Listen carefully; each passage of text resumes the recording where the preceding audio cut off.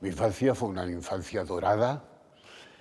Yo nací en el año 1942, mi padre era médico, mi madre no vivió la guerra, ni mi padre tampoco, ellos se conocieron después, pero mi madre vivió en Italia. Ella estuvo en una Italia para mí muy interesante, porque luego me he ido informando a partir de revistas que tenían y muchos libros de la época de Mussolini. He conocido cosas realmente impresionantes que o se nos han ocultado o es que nadie ha tenido interés en revisitarlas, ¿no? Entonces mis padres eran una pareja muy guapa, muy elegantes. No estaban en un estrato tampoco de la alta burguesía, pero una gente acomodada que vivían muy bien. Yo he tenido una infancia absolutamente dorada. Yo me eduqué en los jesuitas de Sarriá, hay que hacer siempre la distinción. En Barcelona todo se mueve por capas sociales, la lengua es un signo de clase, depende de dónde vivas, perteneces a un grupo u otro, están unas familias, están otras. Yo estaba en una familia, llamemos de la capa alta, pero no muy alta, estaba allí rozando casi la burguesía media, que es un estrato realmente desagradable. Yo fui un niño solitario, nunca tuve muchos amigos. No recuerdo que en mi casa viniera nunca ningún amigo a jugar conmigo, aunque de hecho en mi casa, y esto hay que hacer un distingo importante con Andalucía, las relaciones sociales son completamente distintas. A mi casa jamás vino nadie a comer nunca, ni a cenar, mucho menos. O sea, yo comía con mis padres, luego estaba el servicio que acudía por allí, pero nunca vino nadie, ni miembros de la familia. Entonces fui a un parvulario, que ya el parvulario ya estaba vinculado a los jesuitas, y fui a los jesuitas a cursar preparatorio, luego ingreso, primero, segundo, tercero de bachillerato. Entonces fui expulsado por faltas de impiedad. Y luego nos pillaron en un retrete a otro chico y un servidor. No es que practicáramos la sodomía ni ninguna guarrada de este tipo, sino que estábamos fumándonos un cigarrillo. Y aquello fue un motivo de expulsión, pero sobre todo por las faltas de piedad. Yo era un tipo impío, fundamentalmente. Y tú piensas que en aquellos años todos los días rezábamos el rosario en el colegio y comulgábamos y confesábamos. Y todo esto como si se me atragantara ya en aquellos años. ¿Qué tal estudiante fuiste? Muy bueno. Allí se concedían lo que se llamaban dignidades, y entonces, depende de la asignatura, eras o emperador, emperador en gramática, o príncipe, príncipe en literatura, emperador en gramática. Yo estaba siempre en el top, era lo máximo. Eugenio Trías y yo, porque éramos de la misma generación, y aunque no íbamos a la misma clase, pero éramos los más adelantados. Todavía conservo la revista que se llamaba San Ignacio, porque el colegio se llamaba San Ignacio, la revista del colegio, donde se publicaban, había como un ranking de personalidades ilustres. Yo estoy siempre allí encabezando. Pero eso no fue suficiente. O sea, yo era un tipo brillante, pero era impío y además y apuntaba maneras así un poco equívocas. Y nada, recuerdo aquellos años más bien un ambiente sórdido en este colegio, porque algunas clases las dábamos en unos sótanos.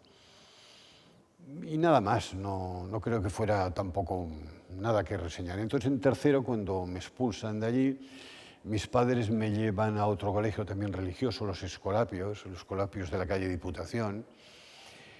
Y allí, hay que decir, estamos hablando de los años, yo tendría entonces 14, 14 años, 16, a mediados, principios de los 50, un tío mío, un abogado muy famoso de Barcelona, Lluís Torres de Prat, un tipo que ya en aquellos años, y esto contradice todo lo que se cuenta de aquellos años, él ya era profesor de catalán. Él daba clases de catalán, estamos hablando finales de los 40, principios de los 50. Ahora sí, el catalanismo siempre vinculado con la Iglesia y con las cajas de ahorros. O sea, las instituciones más reaccionarias iban todas agrupadas. Entonces, en este colegio estuve aproximadamente 2 semanas, porque debido a mis faltas, no sé si eran de impiedad o de lo que fuera, siempre estaban en una libreta de un profesor, estaba allí. Entonces, castigada. Pero salíamos a media mañana, íbamos a los servicios a hacer nuestras necesidades, y al pasar por la tarima cogí la la libreta del profesor donde estaba anotada, me la llevé y la tiré al váter. Pero claro, el váter, por más que tiraba de la cabina, no absorbía la libreta de las anotaciones. Entonces, claro, el profesor se dieron cuenta de que algo raro estaba pasando. Pero fíjate que es curioso que me expulsan los jesuitas también por una cosa relacionada con los servicios, y allí pasa también una cosa parecida. Eso entronca también con el mundo de la escatología, que está muy ligado a Cataluña. Me expulsan allí y entonces mis padres ya deciden hay que llevarlo a un colegio para niños difíciles.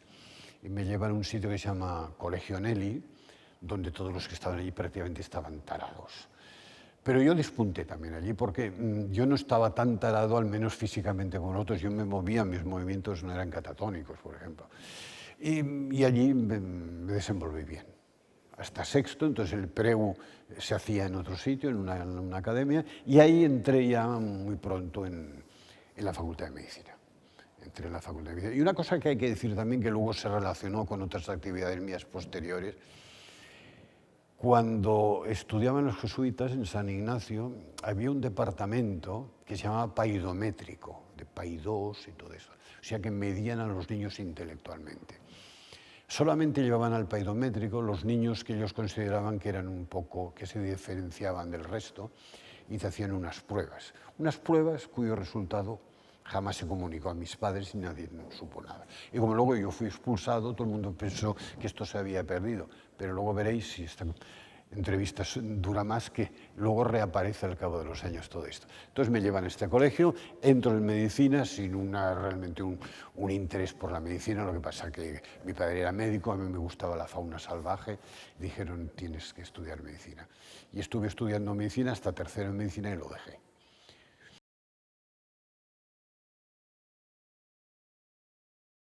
Era una Arcadia. La sensación de libertad que teníamos en aquellos años se ha perdido totalmente.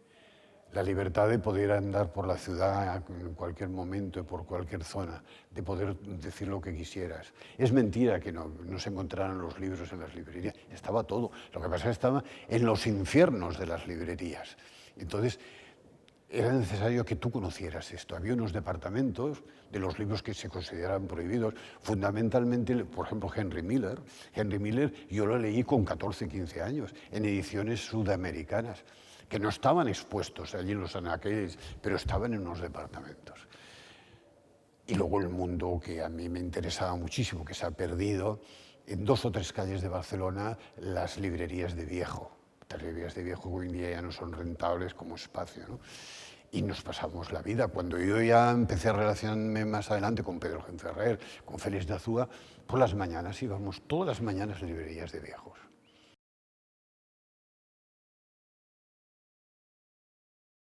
No, son 2 fases completamente distintas. Mi padre y sobre todo mi abuelo, mi bisabuelo, que era notario en Puigcerdá, en la Cerdaña, tenían lo que allí llamaban un castillo en la parte francesa, porque ya sabes que Puigcerdá está en el límite de las 2 Cerdañas, la francesa y la española, en una población que se llama Ix. Había como un edificio impresionante de piedra negra, y mi bisabuelo tenía allí una de las bibliotecas más interesantes que he conocido. Yo de niño aquello ya la había visitado, y todo el mundo se daba cuenta que a mí los libros me atraían de un modo especial. Mi padre tenía una biblioteca buena, pero no comparable con lo que estoy diciendo. Y de niño ya, por ejemplo, los libros ilustrados de anatomía, concretamente el Testu, que es un libro de referencia para todos los estudiosos, es una cosa que a mí me llamaba mucho la atención. Y sobre todo en las enciclopedias. En casa ya había una enciclopedia Espasa, por ejemplo. Yo me pasaba la vida buceando en todo ese mundo. Y eso indudablemente me marcó. Luego piensa que entonces cuando llegaba el verano, cuando acababan las clases, se veraneaba de verdad, no como ahora que la gente se va 15 días a Benidorm. Nosotros teníamos unas vacaciones de 3 meses en una casa que teníamos en una población fuera de Barcelona. Y entonces estaba en contacto directo con una naturaleza que entonces estaba intocada realmente. No es como ahora, no existían urbanizaciones, este tipo de cosas. Entonces, si unimos mi interés por la naturaleza, mi padre también era un gran amante de la naturaleza, era cazador. Y luego el mundo de los libros, entro yo en la lectura a través de los manuales de historia natural. Algunos de ellos todavía los conservo. Eso sigue así hasta que conozco a 2 autores que para mí han sido definitivos, de la biblioteca de mi padre. Uno es Camilo José Cela, A través de él entro un poco en el retrucano, en la pasión onomástica.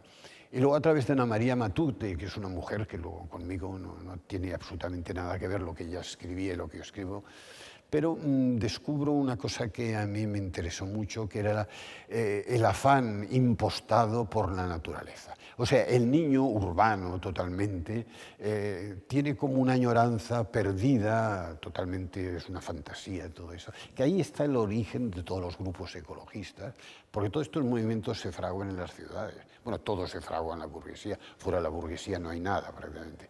Pues todo esto se fragua realmente en la ciudad.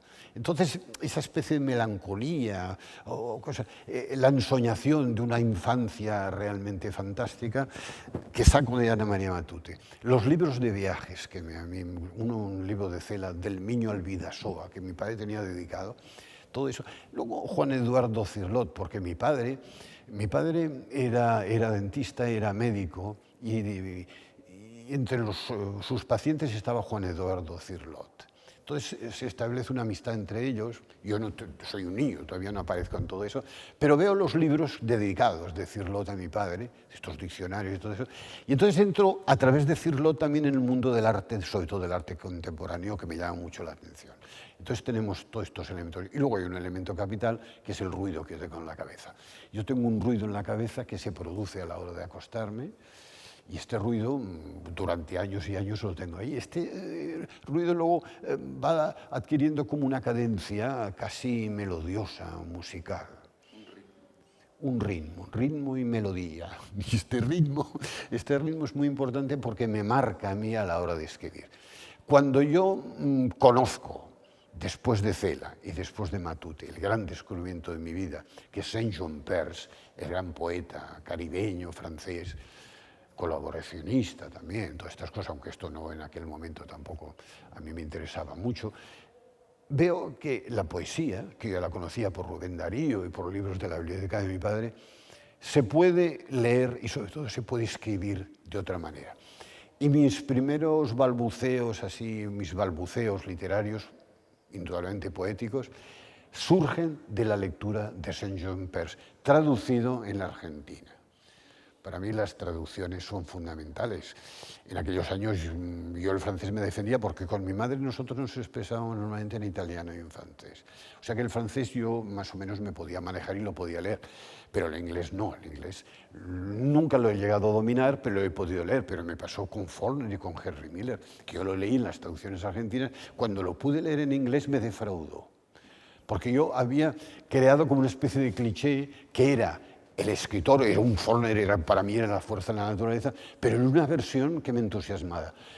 También hay que decir que, claro, cuando yo lo leo en inglés tengo que hacer un esfuerzo tremendo para leerlo. Y quizá esto casi como si me desenganchara de la lectura.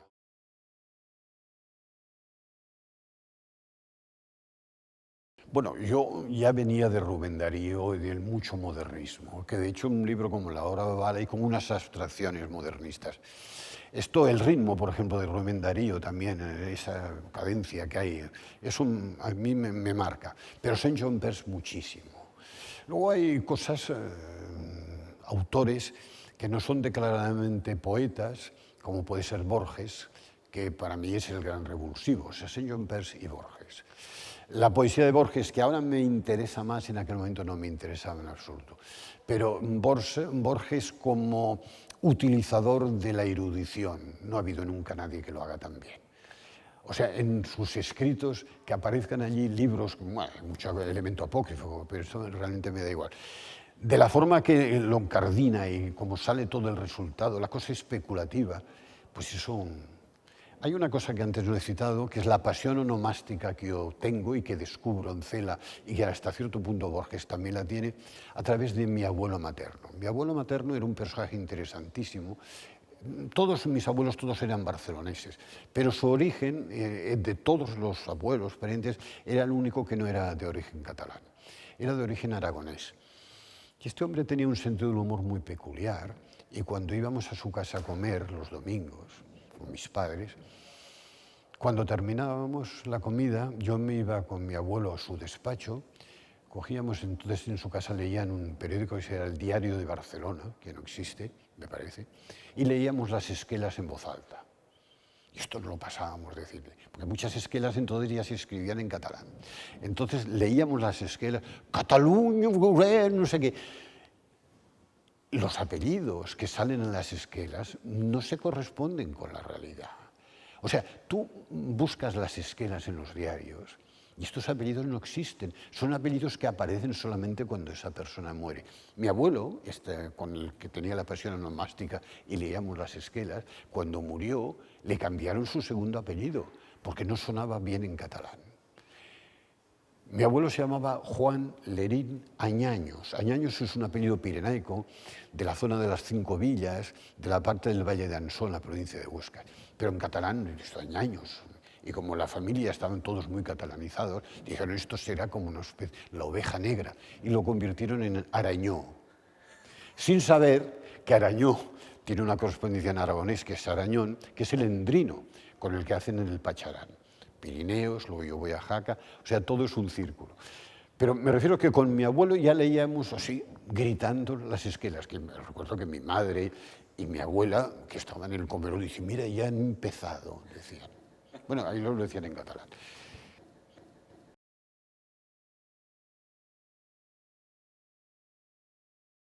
En principio eran poemas sueltos.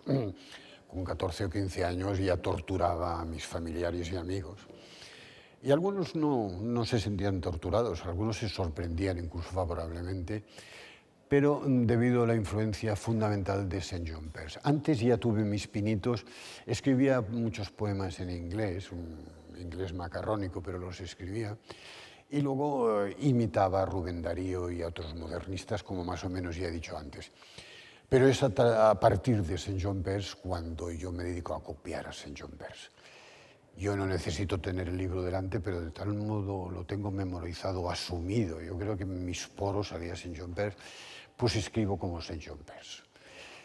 Y son textos sueltos, hasta que hay un momento que escribo con tal intensidad que con 14, 15, 20 poemas me doy cuenta que allí hay un libro.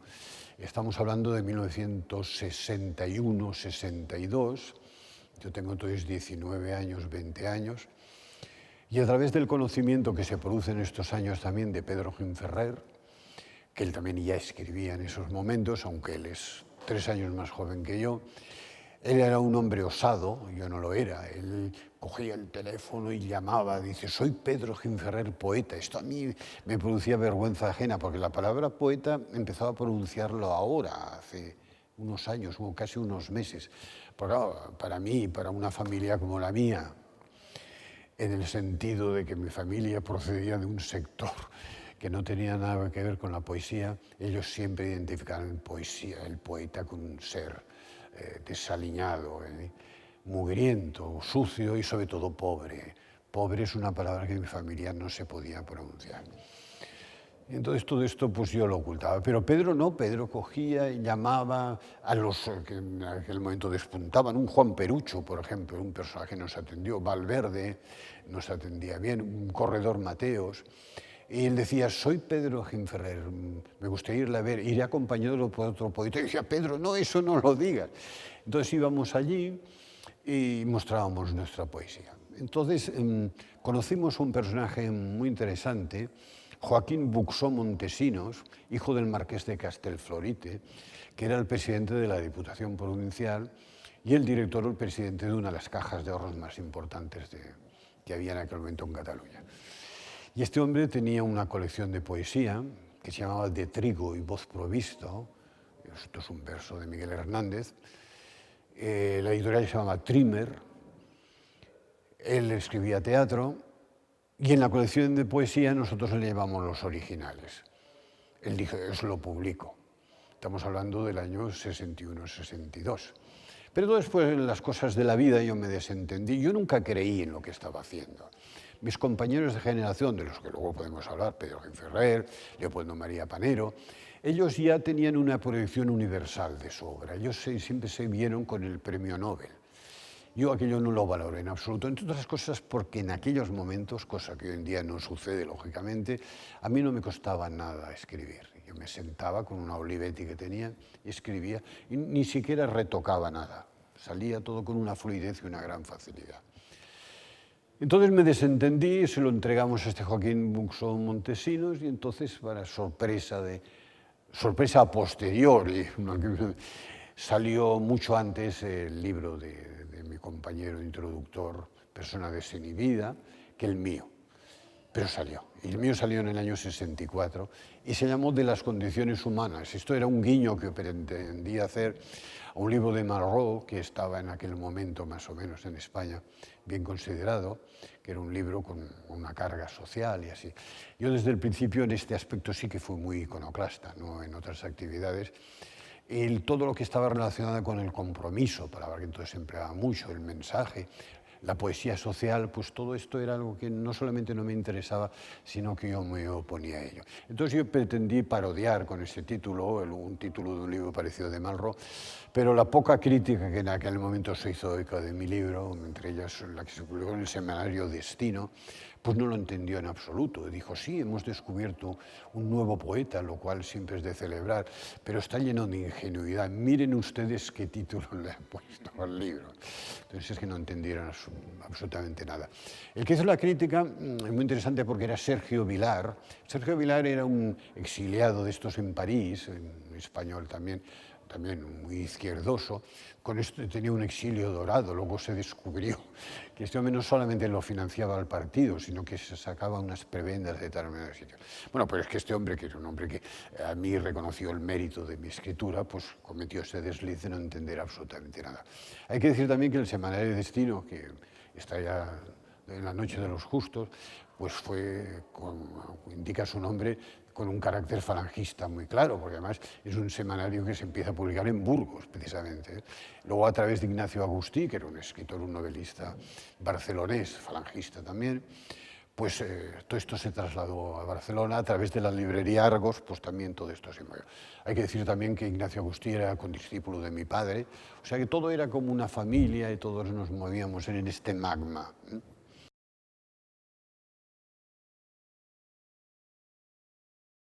Bueno, hablar de generación es forzar quizá un poquito. Yo nunca me he visto con una generación. Luego se ha dicho que yo era el padre nutricio de la secta novísima, por ejemplo. O sea que estaba por delante de los novísimos, pero yo creo que no he influido en absoluto en los novísimos, como ellos tampoco me influyeron a mí. Fue una coincidencia. Yo siempre hablo de estas cosas llevándolo al campo de la ornitología, a los buitres y al cóndor y el zopilote. En América no hay buitres, pese a que en las películas del oeste todo el mundo dice, mira los buitres.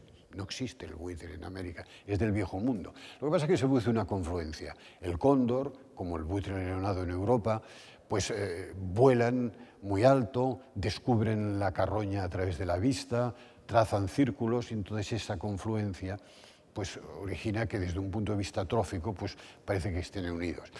Entonces, con compañeros, por la edad, desde un punto de vista cronológico, pudimos coincidir en algunas cosas. Pero el concepto generación, yo creo que uno de los elementos clave que tiene es el poder compartir la escritura. Somos de la misma generación, yo escribo un poema, yo te lo paso, tú me lo pasas el tuyo a mí, lo criticamos entre nosotros. Hay un intercambio, eso jamás se produjo. Lo único que hubo, a través de persona interpuesta, unos textos míos muy de infancia, que le llegaron a Pedro Gil Ferrer a través de un compañero suyo del colegio, que a su vez era amigo mío. Pero, por ejemplo, yo no recibí de ellos jamás nada. En una ocasión a Félix de Azúa le pasé un texto, pero corrigió una cosa. Pero ese concepto generacional no existe. Pero los más próximos, por razón lógica, geográfica, fueron Pedro Gil Ferrer y Félix de Azúa. Luego se añadió temporalmente Leopoldo María Panero, el tiempo que él estuvo en Barcelona, y hasta cierto punto Javier Marías, pero muy de refilón y por otras vías, no precisamente literarias.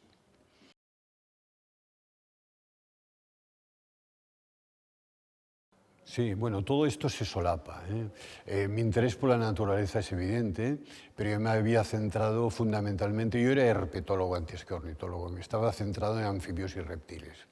Porque de la fauna salvaje lo que es más próximo, más manejable, es levantar una piedra, encontrar un sapo debajo y estudiarlo, y luego tenía en casa un terrario y tenía allí serpientes, estas cosas. Pero luego, cuando hago el servicio militar, conozco un personaje que también me marca, determinante, Salvador Filella Cornadó, que es la quinta esencia, es el paradigma máximo del hombre catalán. Es el hombre catalán, este hombre que le crece el cabello prácticamente encima de las cejas, una mata de pelo muy poblada, entonces no, luego ha venido después, nunca le cae el cabello, no son calvos jamás, pelo muy blanco, muy fuerte, crespo casi.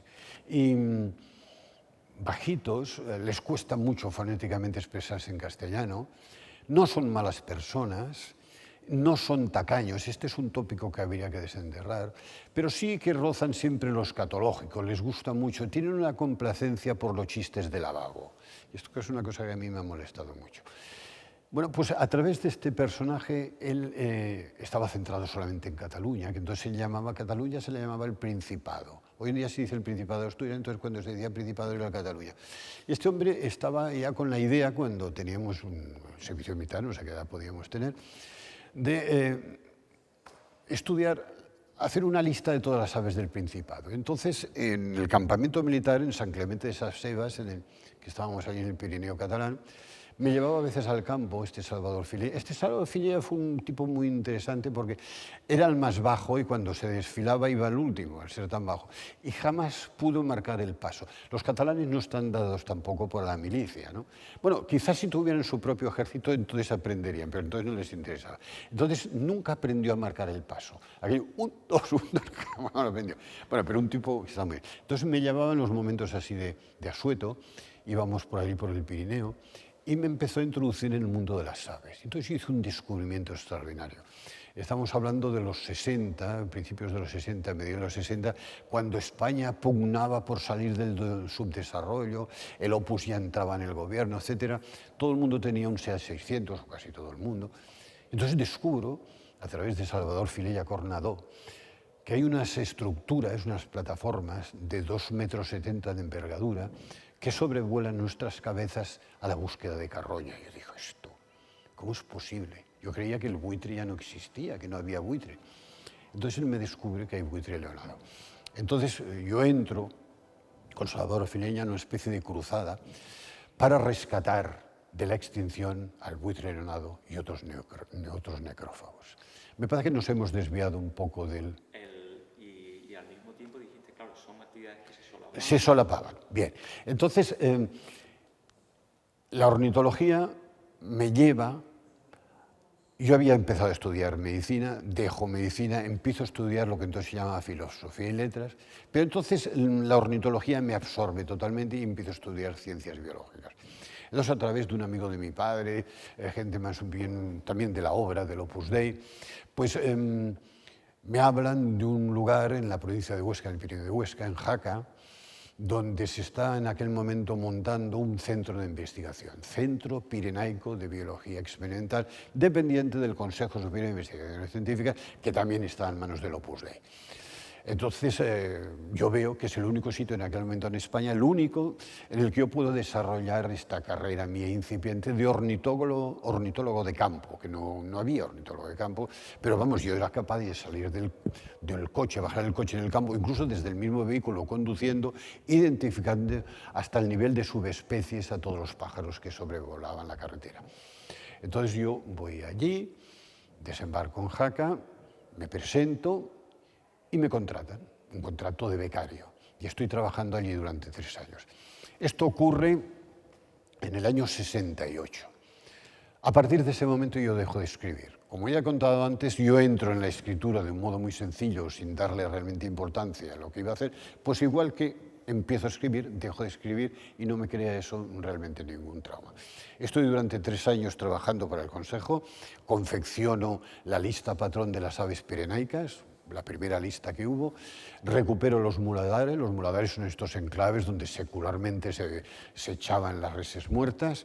En aquellos momentos el campo se empieza a mecanizar, se sustituyen los mulos, los caballos, etcétera, por tractores, y claro, un tractor cuando se desecha en un vertedero no es aprovechable por los buitres. Entonces nosotros recuperamos los muladares. Este amigo mío que me había introducido en el seminario militar, este joven catalán de tamaño reducido, entra a trabajar en el Zoo de Barcelona. Y entonces, de madrugada, por la puerta de atrás del zoo, que da al mercado de pescado, a las 4 de la mañana, yo tenía entonces un R12, en el maletero del R12 robábamos el alimento de las fieras del parque zoológico, fundamentalmente cabezas de caballo partidas, lo metíamos todo en el maletero y partíamos, o partía, hacia el Pirineo, hacia el prepirineo leridano y oscense, para empezar a crear pequeños lugares, o sea, como nuevos muladares para intentar recuperar la población de necrófagos. En uno de esos viajes ocurrió algo realmente también interesante, que luego se han apropiado. Félix de Azúa lo cuenta como si le hubiera pasado a él, y no le pasó a él, me pasó a mí. Eran los años que ETA asesinaba, y bueno, que ETA estaba en activo, y de noche, en una carretera del Pirineo de Huesca ya, yo iba con el maletero del R12 lleno de cabezas de caballo partidas, y en una curva de una carretera solitaria un control de la Guardia Civil. Se acercan con un foco, me apunta con el subfusil, dice, baje del coche. Yo bajo del coche, me dicen, ¿dónde va? Yo les conté. Dice, abra el maletero, por favor. Digo, les quiero advertir, dice, a la Guardia Civil no la advierte ni Dios. Abro el maletero del R12, oye, casi se me desmayan los guardias civiles. Acabamos riendo a carcajadas. Tú imagínate una masa informe sanguinolenta. ¿Qué es esto? Digo, hombre, yo ya le había contado que yo soy ornitólogo, que claro, la palabra ornitólogo quizá no estaba todavía acuñada suficientemente. Y esto era una de las muchas cosas. Entonces invocábamos siempre el nombre de Félix Rodríguez de la Fuente y se nos abrían todas las puertas. Trabajamos para Félix Rodríguez de la Fuente. ¿Dejas de escribir entonces cuando empieza el trabajo más intenso y retomar la escritura? Bueno, entonces yo estoy trabajando del año 68 al 70 en este centro de investigación. Entonces es el momento en que Carlos Barral, al que yo no conocía, pero era muy amigo de Félix de Azúa, deja Seix Barral y crea su propia editorial, Barral Editores. Entonces Félix, hablando de todo esto, dice, hemos de crear un consejo de redacción, un consejo editorial, no sé qué. Entonces Félix dice, hombre, creo que tendríamos que llamar a Ferrer Lerín. Pero Ferrer Lerín estaba alimentando buitres. Entonces Félix me llama y me resulta tan atractivo. Yo estaba terminando ya el trabajo y luego me resultaba un poco, francamente, angustioso trabajar allí con la obra. Porque claro, mis compañeros, cuando entramos por las mañanas a trabajar, lo primero que había que hacer en una capilla, derivarnos en la capilla y unas oraciones. En fin, yo tampoco me he opuesto de un modo combativo contra todo esto, pero era un poco pesadito todo esto. Y entre que se me acababa el trabajo y tampoco se ganaba mucho dinero, yo vuelvo a Barcelona. Porque claro, en Barcelona yo todavía tengo casa, entonces pues mis padres viven y están ahí. Voy a Barcelona, entro en el consejo editorial con Carlos Barral, estaba Fernando Saavedra, estuvo también con nosotros, Aguirre cuando recalaba por Barcelona también iba allí, bueno, una serie de gente, un poco la panda, Eugenio Trías, Javier Fernández Castro, el cuñado de Félix. Lo que pasa es que Félix le contó a Carlos Barral, que Carlos Barral era un muy buen poeta, mucho mejor poeta de lo que entonces te decía. Hoy se está redescubriendo a Carlos Barral. Era un editor, aunque metió la pata en algunas cosas, como lo de García Márquez, que todo el mundo sabe, pero bueno, pero sin embargo, como hombre de negocios no era válido. Y como Félix le había contado que mi familia era rica, y en aquel momento todavía lo era, porque mi familia fue rica hasta que apareció aquel hombre Javier de la Rosa, engatusó a mi padre y nos arruinó. Bueno, pero esto es una cosa que es aparte, esto es un daño colateral realmente. Bueno, pues un día Carlos me llama y dice, oye Paco, hemos de hablar, no sé qué. Y dice, bueno, ya has visto que esta editorial va muy bien, pero quizá necesitaríamos una inyección de dinero, porque tengo otros proyectos paralelos, etcétera. Yo fui escuchando, nada que Félix me ha contado. Digo, ¿y qué te ha contado Félix? Dice, no, hombre, que vosotros, pues en fin, pues, quizá podría yo disponer. Digo, mira, Carlos, yo no sé lo que tendrá mi familia, pero yo no tengo un duro, porque era la verdad, yo nunca he tenido dinero. Sí, pero tu padre, digo, pero mi padre, que es un hombre que no tiene en absoluto nada que ver con esto, yo no le puedo... Bueno, entre unas cosas y otras, con Carlos Barral nunca... Aparte que éramos dos personajes como con un carácter muy exhibicionista, un poquito él era más pavo real que yo, pero yo también apuntaba ya. Y la cosa pues nunca funcionó demasiado bien. Entonces estuve un tiempo allí, pero me fui alejando. Entonces apareció Joaquín Marco Revilla, que era profesor mío en la facultad, que es el que tenía la editorial Ognos. Entonces, Carlos Barral, el último tiempo que estuve allí, montaron un premio literario, el premio Maldoror, y me dijo Carlos, le dijo, mira, vamos a montar este premio, no tenemos todavía la cosa decidida, pero hemos pensado, Gil de Bielma, no sé cuántos, que te lo vamos a dar a ti. Escribe un libro, tienes poemas, le digo, bueno, no tengo poemas, pero puedo escribir un libro. Entonces yo escribí La Hora Oval. La Hora Oval, bueno, La Hora Oval hay material antiguo y material reciente. La Hora Oval fue escrita en una semana o menos. Dijo, mira, que lo tienes, estupendo, pues mira, ya lo sabes. Entonces llega el día del premio, y todo el mundo pendiente, la prensa ya salía, Ferrer, no sé qué, es finalista, no sé qué historia. Entonces le echaron la culpa a Octavio Paz, que su voto, que lo dio desde París, pues dijo Octavio Paz, y hombre, ya que la editorial tiene este auge, vamos a abrirnos al mercado hispanoamericano, se lo vamos a dar a un hispanoamericano. Y en el último momento se lo dieron a un buen señor, que luego en la historia de la literatura no va a aparecer, porque me parece además que murió de una pedrada al cabo de poco tiempo, lo apedrearon. Bueno, pues esto fue una experiencia, fue la primera vez en mi vida que comprobé que lo de los premios literarios no es una cosa que sea... No, no me atreví a decir esto porque esto es un catalanismo, lo que acabas de decir, y los catalanismos no me interesan. Esta palabra se emplea mucho en catalán. Bueno, pues entonces, como no me dieron el premio, el libro estaba allí y al no ganarlo no me lo iban a publicar, a través de Joaquín Marco, que era mi profesor, pues lo publicaron en Ognos. Estos dos libros, estamos llegando al año 70-71 y yo ya dejo de escribir, porque luego se publican en el año 87 otro libro que es Cónsul, pero son con materiales mucho más antiguos. Hay que decir, fíjate que cuando se publica Cónsul, yo vivo entonces en Andalucía, me llama Félix también, me dice, oye Paco, no sé qué, porque Península... Fíjate lo que son las cosas en la vida, estamos hablando de los años 80, en aquel momento las editoriales catalanas les interesaba publicar libros en castellano. Todo lo contrario de lo que está pasando ahora. Les interesaba porque entonces sí había unas subvenciones, porque ellos publicaban en catalán, pero Península publicaba fundamentalmente ediciones 62. Publicaba todo en catalán, pero le interesaba también abrirse un poquito a ese mercado. Entonces crearon una colección que se llama Poesía o Poética, que está muy bien, que además se publicaba en las dos lenguas y la palabra poética permitía la E con los dos acentos, el agudo y el grave, entonces se podía leer en catalán, en castellano. O sea, había como una obsesión.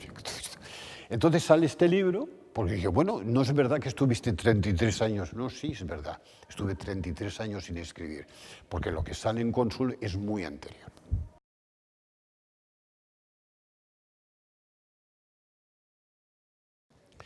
Entonces yo me aparto de la escritura.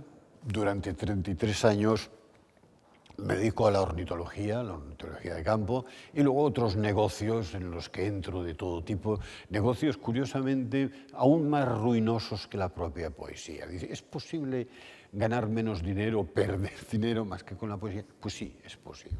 Entonces me embarco en historias de gran calibre, de grandes empresas, incluso a nivel transnacional, todo siempre funciona mal, porque yo soy un hombre que tiene ideas muy brillantes, pero el desarrollo de la idea no me interesa en absoluto. Yo soy muy conceptual en esto ya, en el mundo de los negocios. Entonces yo aporto ideas, nosotros montamos en Zaragoza, teníamos 3 empresas allí y una fundación. Todo fue idea mía, las ideas y así. Pero claro, lo tenían que desarrollar, llevar a la práctica otros individuos que no estaban imbuidos de mi genio y sobre todo no tenían una sensibilidad ambiental. Porque montamos una de las primeras consultoras ambientales que hubo en España, la monté yo en Zaragoza. Pero en aquel momento la administración, ¿qué me estás contando? Luego hicimos una apuesta política que me sirvió de experiencia de no repetirla. Apostamos por un partido que en aquel momento estaba en el poder y luego llegaron las elecciones y entraron los otros, lo cual todavía precipitó más todo esto. Bueno, en cualquier caso, estuve durante 36 años sin escribir, hasta que un día suena el teléfono en mi casa una señora de Barcelona que yo no conocía, que era escritora, que también era poeta, y que la habían encargado, porque era, no sé hasta qué punto estaba vinculada, en el Instituto Francés de Barcelona, un ciclo relacionado con la pasión literaria. La pasión literaria bajo varios prismas. Uno de ellos era la pasión y el juego. Entonces esta señora era amiga de la hermana de Félix, Mercedes de Azúa, con la que yo tuve una gran amistad en tiempos pasados. Y dije, hombre, Ferrer Lerín, pero siempre era lo mío. Ferrer Lerín, ¿dónde está? Está alimentando Buitres del Piria. Me llamaron, yo fui a Barcelona, les propuse hablar sobre la novelita de Dostoyevski, El jugador, y nada, fue una charla, bueno, ellos lo titularon en una conferencia en el Instituto Francés, no tuvo demasiado interés, se acabó, la gente se levantó, se fue, yo estaba aquello recogiendo los papeles y todas las cosas, y de golpe levanto los ojos y veo a 3, 4, 5 individuos y una individua que avanzaban hacia mí desde el patio de butacas, realmente. Yo tengo muy buena memoria y me fijo mucho en la gente cuando yo estoy dando una charla, las caras, porque me interesa ver las reacciones, y los tenía todos perfectamente memorizados. Y estos tipos no estaban, o creí que no estaban durante la charla. Y pensé, esta gente estaban agazapados bajo los asientos. Inmediatamente les miré las manos que no llevaran objetos cortantes o punzantes. Pero no, eran seguidores durmientes que durante 33 años habían esperado que yo volviera. Entonces se acercaron a mí y empezaron a tocar una cosa. A mí me molesta mucho que me toque. Pero esta gente me empezó a tocar, a abrazar y a besar. Y empezaron a gritar, Lerín vuelve, y volví. Entre ellos estaba Frédéric Amat, el escenógrafo, un hombre muy polémico en Barcelona, un hombre además perteneciente a un estatus también. Y este hombre me dice, hay que hacer algo, vamos a rodar una película, hagamos algo. Y entonces me dijo, ¿por qué no escribes un guión? Y yo digo, pues escribo un guión. O sea, llevaba 33 años sin escribir y escribí un guión, cosa que nunca había hecho. Pero yo me pasé de listo. Entonces escribí un guión que era al mismo tiempo literario y técnico. Entonces cuando Amat se encontró con aquello, dice, hombre, pero si aquí la película ya está hecha, porque pretendía hacer una película. Dice, la tendrías que dirigir tú. Tú fíjate que entonces ya teníamos, incluso ya teníamos productor. O sea, fíjate, esta película no se rueda no por motivos económicos, que es la razón principal, sino simplemente porque él se vio incapaz de rodar aquello. Él ya había rodado 2 mediometrajes, el único guión de García Lorca y el único guión de Joan Brossa. Los había rodado él. Entonces pretendía hacer conmigo, pero un poquito más largo. Entonces, como el guión no sirvió, el guión se llama Die Rabe, no porque yo hable alemán, pero porque el cuervo, Die Rabe, el cuervo, en alemán, bueno, en inglés también, el nombre atiende al graznido del animal, no a la forma, porque en nuestra parte latina corvus atiende al que es un animal encorvado, giboso. En cambio, en alemán la onomatopeya está muy presente y por eso lo titulé así. Como yo ya tenía el guión, entonces me dijo, bueno, y una serie de personas. Fernando Sabater insistió mucho, entonces, ya que tienes el guión y se te da tan bien la escritura, transfórmalo en una novela. Yo escribí una novela, en un mes estaba escrita. Entonces yo, ingenua criatura, se la llevé a Pedro Gil Ferrer, evocando nuestra antigua amistad. Y cuando Pedro Gil Ferrer me vio entrar por la puerta, dice, ¿no estabas en el Pirineo? Sí, pero he vuelto. Y le traje... No le hizo ninguna gracia. Y digo, mira, traigo esto, lo miras y yo creo que, en fin. Dice, bueno, lo pasaré a los lectores. Bueno, yo me volví a Jaca, pasaba el tiempo, Pedro Ginferrer no me llamaba, empecé a llamarlo, no está reunido, no sé qué, no sé cuándo. Y al final volví a Barcelona y me personé y digo, oye, ¿qué pasa con esto? Dices que los lectores no se han sentido concernidos. Digo, ¿pero qué me estás diciendo? Entonces dice, creo que tendrías que buscarte una agente literaria. Y me busco una agente literaria, pero yo cometí el error de enredarme sentimentalmente con la agente literaria. La agente literaria tenía un marido chileno. Bueno, estoy dando demasiadas pistas. Y aquello acabó como el Rosario de la Aurora. Pero realmente como el Rosario de la Aurora. Y la cosa quedó allí.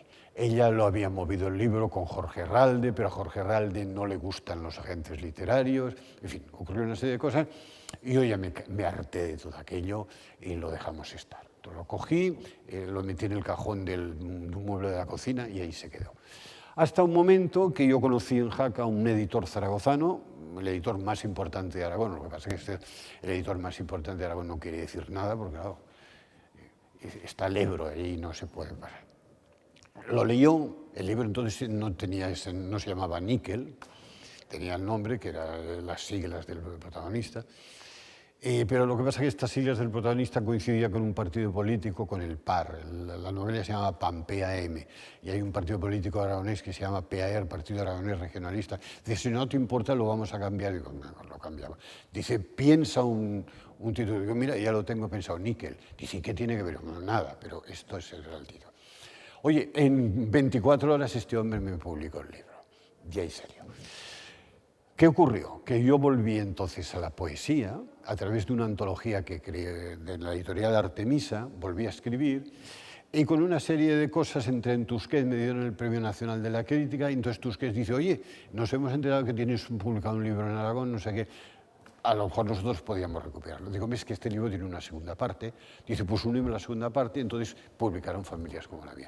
Entonces, a partir del año 2005-2006, yo ya no he parado de publicar. Entonces he tenido como una especie de fiebre, o, no sé, una logorrea, quizá, no sé, he empezado allí a vomitar. Y cada año prácticamente he sacado un libro.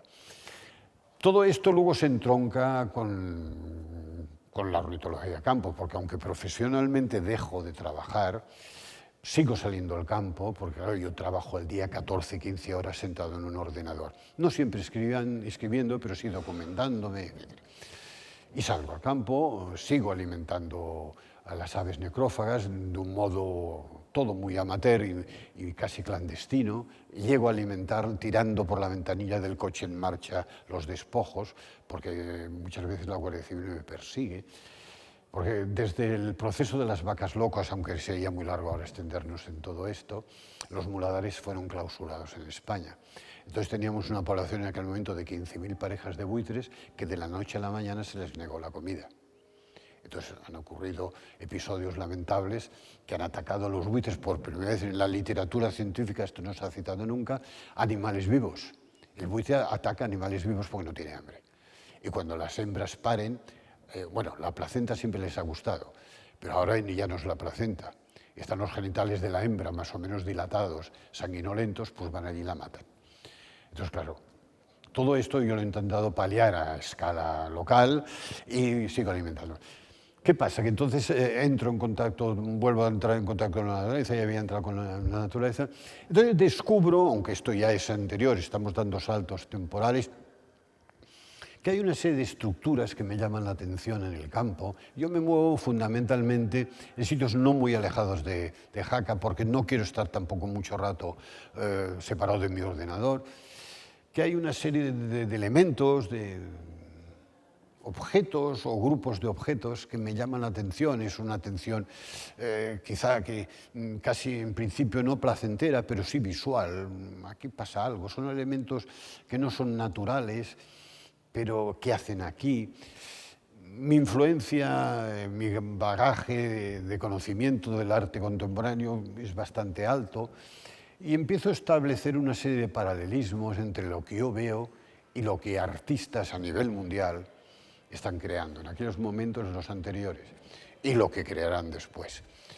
Entonces me doy cuenta que lo que a mí me llama la atención son, por ejemplo, unas balas de paja diseminadas en un campo, que son objetos que la persona que los ha colocado allí no ha pretendido en ningún momento crear, ni tiene una intencionalidad artística ni de ningún tipo.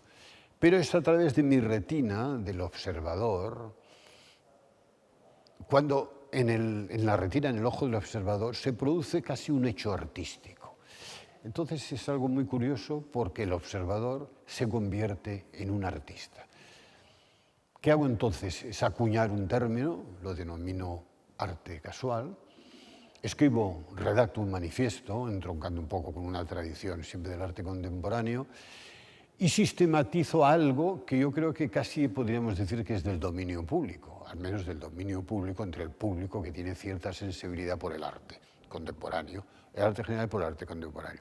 Yo creo que todo el mundo, cuando va por el campo, o cuando va por un sitio y hay unas ruinas, o hay un objeto tirado, más o menos fuera de un contexto, todo esto le produce un impacto, hay un impacto visual en todo esto. Entonces empiezo a hablar con la gente y me doy cuenta que todo el mundo reacciona positivamente. Sí, nosotros ya hemos reparado en esto, pero claro, no sabíamos que se llamara arte casual. No es que no se llamaba arte casual. Esto me recuerda mucho lo del nombre, lo de la cosa nominal es apasionante. Cuando yo llego a Oaxaca, la gente le preguntas por los sitios, dice, bueno, nosotros le llamamos a esto así, pero no sabemos cómo se llama. El nombre de una montaña. O sea, creen que ellos le dan un nombre, pero que hay un nombre casi divino, que es el... Bien, pues entonces yo sistematizo esto, pero la cosa no va más allá. Lo que sí que hago es que como no se puede trasladar ese objeto del arte casual, esa manifestación de arte casual, ¿qué hago entonces? Utilizo una cámara fotográfica y lo fotografío. Entonces, allí hay un cierto riesgo de la persona que ve la fotografía, que cree que la fotografía es arte casual. Y la fotografía no es el arte casual, es un mero soporte de una manifestación de arte casual que de otro modo no la podrías trasladar para que los otros vieran. A partir de ahí se suscitan todo tipo de polémicas, disquisiciones, y se abren una serie de ángulos nuevos, de enfoques nuevos sobre lo que es el arte contemporáneo. Todo esto queda ahí hasta que a través de un amigo mío, Basilio Baltasar, que es de la Fundación Santillana el que la lleva y con el que tenemos muchos vínculos, dice, oye, este verano que quiero que estés en San Sebastián, en Méndez Pelayo, y que presentes una ponencia dentro de un ciclo muy grande relacionado con el arte, con el periodismo, con la imagen, lo del arte casual. Voy allí, me siento con Antonio Lucas, el periodista, establecemos un mano a mano y entonces yo me doy cuenta de que esto a la gente le gusta. Fue un éxito delirante. De todas las jornadas fue la que llamó más la atención. Luego la prensa, bueno, Antonio Lucas, que es un poco hiperbólico en estas cosas, pues dijo, bueno, estamos entrando en un mundo nuevo. Conozco entonces, a través de Enrique Juncosa, me habla de Elena Ruiz Sastre, que es la directora del Museo de Arte Contemporáneo de Ibiza, Inmediatamente la idea dijo, esto hay que hacer. La primera muestra de arte casual mundial la vamos a hacer en Ibiza. Oye, y en 24 horas también se monta una exposición magnífica de arte casual. Está 3 meses montada en Ibiza. Luego ya en Málaga se crea, en la térmica de Málaga, un curso sobre arte casual, también un éxito extraordinario. Entonces yo lanzo a los alumnos por las calles, provistos de una cámara, para que descubran arte casual. Y luego lo vemos dentro del propio taller de arte casual, pues todo esto. Más adelante yo conozco a 2 personajes en Málaga, Yolanda Ochando y Luis Ordóñez, que se convierten en mis comisarios y montan una exposición dentro del vicerrectorado de la Universidad de Málaga, pero atendiendo a mi obra total. Entonces, es una exposición que también está 3 o 4 meses allí, donde está la literatura, donde está la ornitología, está el arte casual. Hay un banco de alaridos, los alaridos es otro de los elementos que he trabajado durante todos estos años, arte sonoro también y luego está el póker, incluso dentro de la exposición hay una mesa de póker. Y el arte casual está también no marginado, pero no es el eje fundamental. Y luego llega el momento del conocimiento de Manuel Rosal y sus socios, que les hablo del tema. Habla del descubrimiento un poco de la colección, de la editorial y tu idea de libro. Exactamente. Se da la circunstancia, bueno, yo trato a Manuel Rosal antes de que hablemos de... O sea, nuestra primera relación no viene por el arte casual, sino porque Manuel Rosal descubre un libro, que son los 3 cuentos de Flaubert, Les Trois Contes, que yo había traducido para Salvater, aquella colección mítica de los libros de la televisión, no sé cómo iba aquello. Yo la traducción lo traduzco en el año 69 y se publica en el año 70 o 71. Entonces Manuel Rosal encuentra este libro en no sé qué sitio, se pone en contacto conmigo a través de amigos comunes, de Alberto González Troyano, no sé si también Jacobo intervino en todo esto, y me llama y dice, hombre, entonces me hablaba de usted, me parece, claro, porque me veía un tipo ya casi centenario. Dice, sí, tendría inconveniente, no sé qué, le importaría la traducción. Digo, hombre, yo encantado. Incluso en aquel momento se barajó la posibilidad de que yo lo prolongara, pero le dije, no, no lo voy a prolongar, no lo voy a prolongar. Y bueno, no se preocupe, buscaremos un prologuista. Es un libro que va a salir de un momento. Entonces yo veo la colección atenaica lo que es. Yo entro y aquello me gusta, porque son libros, o sea, vamos a ver, no sé si la palabra austera es apropiada, pero el aspecto físico de los libros a mí me interesa muchísimo y me cautiva para mi propia producción. Yo vengo de publicar ahora en la editorial Tusqués, en la colección Nuevos Textos Sagrados, un libro casi, podríamos hablar de rococó, de barroquismo. Ya sabéis que la cubierta de esta colección es un calco del envase de Chanel número 5. Yo estoy un poco saturado ya de todo esto. Esto me está pasando ahora estos días en Sevilla, que me están llevando por todos los conventos, y el barroco yo ya lo empiezo a sacar ya por las orejas. Entonces, cuando veo la colección y veo el catálogo que tenéis, digo, hombre, esto es susceptible de hacer algo más. Luego coincide que Manuel también me habla de uno de los cuentos, de los 3 cuentos de Flaubert, singularizarlo, San Julián, utilizar un texto de Marcel Schwob, me parece. Me pide que yo escriba un prólogo, yo encantado se lo escribo, utilizan mi traducción y este libro sale con unas ilustraciones de Silvia Cosillo, me parece que son unas acuarelas, yo no las he visto, son óleos. Pero vamos, veo el libro, que el libro es encantador, el libro, porque también interviene, me parece, también Carmen Aranguren como diseñadora. Es la galerista. Mire, y todo esto es una cosa que me gusta. Y entonces llega un momento que yo ya me descaro y le digo a Manuel, oye, está lo del arte casual. Y yo estoy acostumbrado de tratar con gente muy torpe, porque claro, yo estoy en la montaña con pastores y pastoras.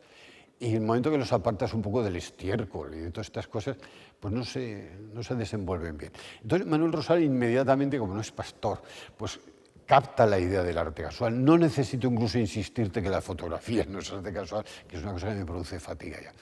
Digo, ¿tú verías la posibilidad de publicar un libro en el que yo fuera, simplemente apareciera en mi nombre como creador o padre de la criatura, yo escribiera un preámbulo, una nota previa, podría, el manifiesto, sin duda, y luego aportar unas fotografías, y que luego una serie de eruditos, de teóricos de arte contemporáneo, o no directamente de arte contemporáneo, del mundo de la literatura, que escribieran también. A Manuel Rosal le parece una idea muy buena, y la cosa sale adelante, y en pocos meses tenemos aquí el libro. Un libro que acabo de conocer, y que tenía mis dudas incluso de que me lo regalaran. Pasaban las horas... Pasaban las horas. Bueno, el libro ha quedado muy bien, aunque todavía no lo he podido disfrutar. Pues muchas gracias, Paco. Bueno, a vosotros, fundamentalmente a vosotros.